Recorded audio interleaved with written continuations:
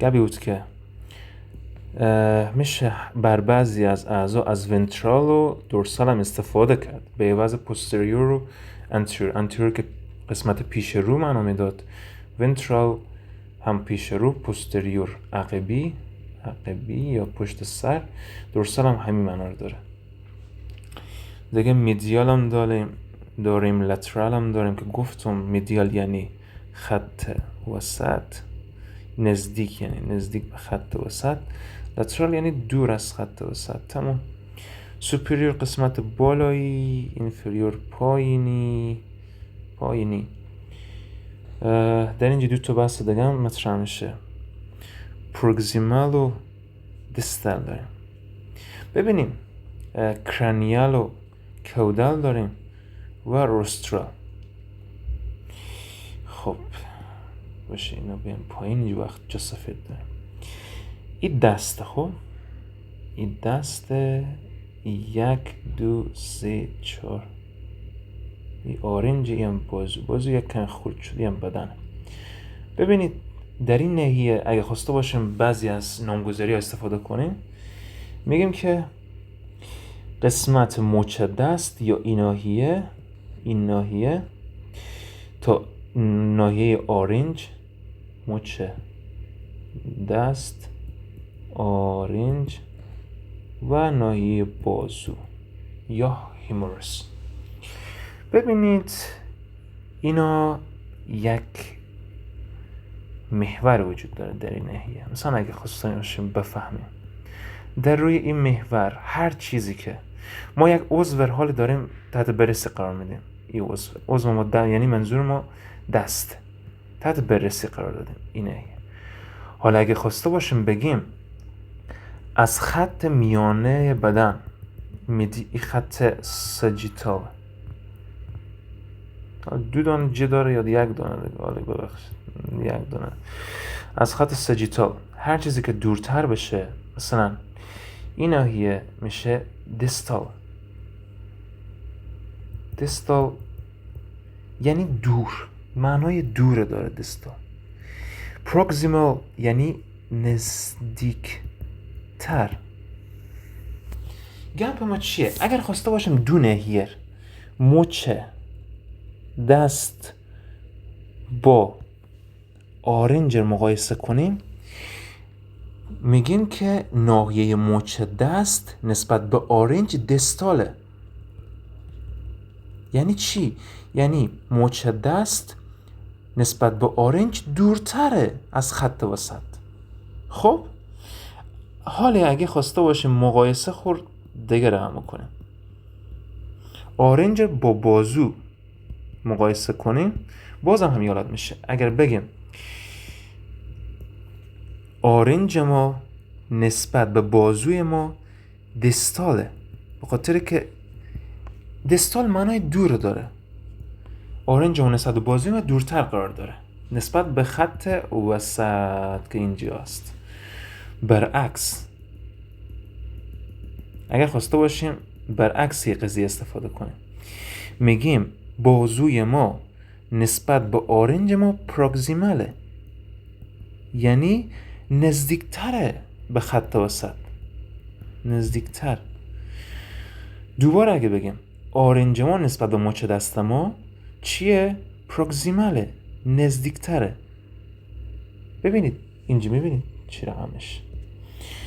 خب این که دوره. خب هر رقم فکر کنیم از این خط وسط این دورتر است نسبت به ای، پس این ناحیه میشه چی میشه؟ میشه دیستال، این ناحیه میشه پروگزیمال.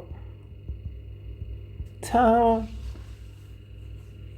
خیلی نقاشی ها خوب نکشیدم.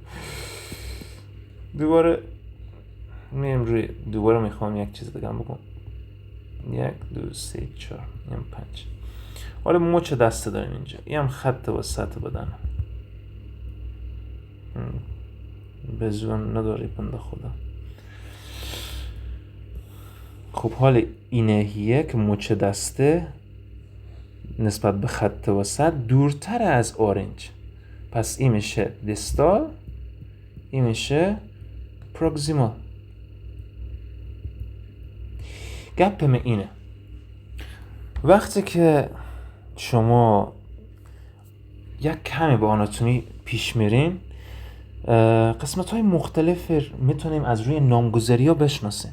اگر روی نامگذاری ها تمرکز بنمایید بیشتر میفهمیم که چرا نامگذاری ایالت شده. به خاطر مقایسویه. مثلا بعضی جا هست از کلمه مینوس و مایوس استفاده میشه. چی وقته که یک عضو یا بخشی از عضو چی داره؟ بخش کوچک داره که مینوس معنای کوچک داره، مایوس معنای بزرگ، دونهیه. یعنی فکر کنیم که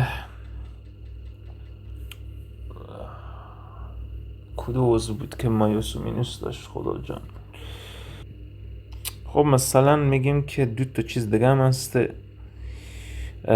مینور و مجور یا مایور، خاطر که در لاتین جه تلفظ نمیشه در زبان لاتین. دیگه چی داریم؟ کم کم پیش میریم. خب به صورت آروم آروم دیگه پروکسیمال دیستال هم خودشون بس کردیم. میتونیم متن رو بخونیم و بیشتر بفهمیم. در اینجا میگه کرانیال و کودال. میگه بعضی اوقات از کرانیال و کودال هم به جای سوپریور، اینجا میبینیم میگه از اینا به جای سوپریور و اینفریور هم استفاده میکنیم. کودال میشه دوم معنا بده، تیل دوم.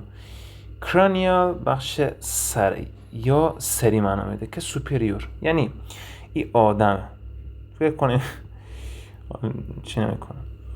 کودال ما دوم نمیگیم، ما پای میگیم. خب این بخش کوداله، این بخش کرانیال کودال، یعنی همون سوپریور اینفریور.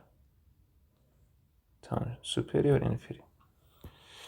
خب روسترال چیه؟ روسترال is used practically in the head to describe the position of structure with reference to the nose. خب اینجا گپ جالب شد. میگه روسترال چیه؟ از روسترال میگه زمان استفاده میکنیم که بیایید پایین بیایم خود شما. روسترال میگه از روسترال زمان استفاده میکنیم. این مثلا جمجمه. خب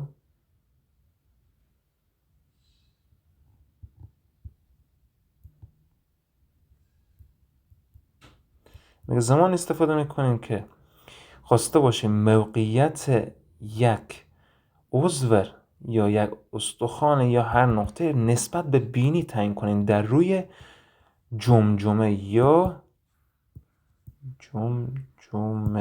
یا استخوان سر. این خیلی استفاده نداره ولی بعضی وقت میشه استفاده کرد. تموم.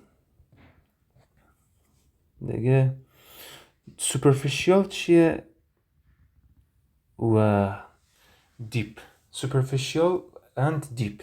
سوپرفیشیال یعنی سطحی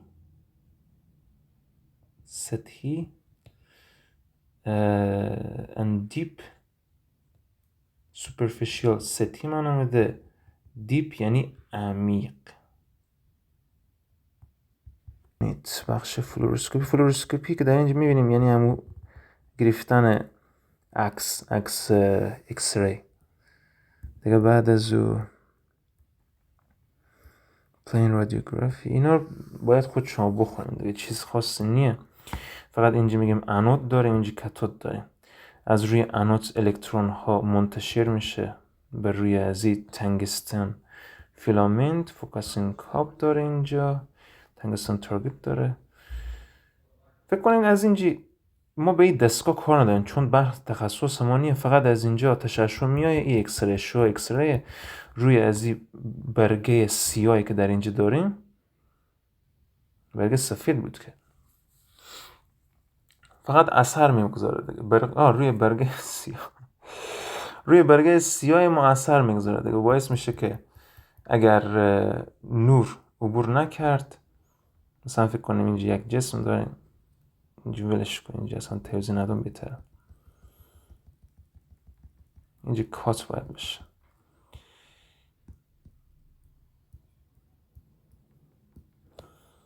این دستگاه اکسری خب شعاع میده بیالت، شعاع. اینجا مثلا استخوان قرار داره، ما این عکس ازی بفته در پشت ازی ورقه سیاه میایه که جذب میکنه، این اشعات جذب میکنه. ورقه سیاه، حالا سیاه نیه، مثلا به ایالت بکشیم، جذب میکنه. این شعاع میایه میخوره به روی استخوان، از استخوان عبور نمیتونه بکنه، با استخوان جذب میشه یک کمی، عبور نمیکنه، بقیه میایه در این ایالت تشکیل میده. مثلا این دیگه جار سیاه میکنه، همین جایی که استخوان هست همین نهیه رو نگاه میده. مثلا این نهیه استخوانه در روی همون ورقه که چی بود اسمی رو یادم رفته